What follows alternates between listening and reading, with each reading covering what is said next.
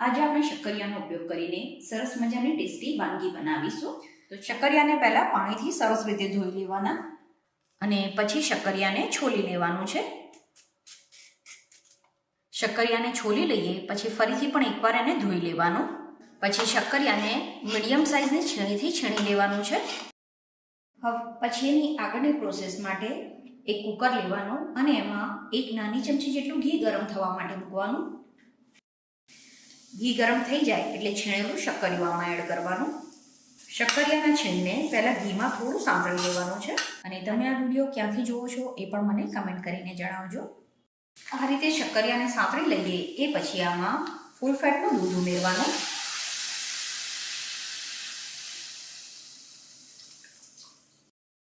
તો અત્યારે 100 ગ્રામ શક્કરિયાની સામે મેં 500 ml દૂધ યુઝ કર્યું છે।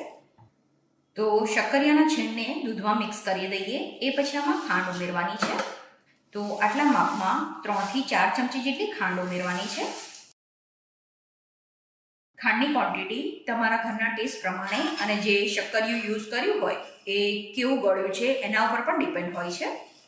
તો આ રીતે બધું મિક્સ થઈ જાય એ પછી કુકરનું ઢાંકણ બંધ કરી દેવાનું અને હવે આની એક વિસલ કરી લેવાની છે। ગેસની ફ્લેમ સ્લો ટુ મીડિયમ રાખવાની। એક વિસલ પછી કુકર ઠંડુ થઈ જાય એટલે એને ખોલીને ચેક કરી લેવાનું। તો તમે જોઈ શકો છો શક્કરિયા એકદમ સરસ રીતે કૂક થઈ ગયા છે। હવે ગેસ ચાલુ કરીને આમાં થોડો ઇલાયચી પાવડર ઉમેરી દેવાનો અને તમારે આમાં ગળપણ પણ ચેક કરી લેવાનું। જો તમને ગળપણ ઓછું લાગે તો થોડી ખાંડ પણ આમાં ઉમેરી શકો છો। તો 1 મિનિટ પછી હવે એકદમ પરફેક્ટ ખીરની કન્સિસ્ટન્સી આવી ગઈ છે। તમે આને ગરમ અને ઠંડી બંને રીતે સર્વ કરી શકો છો।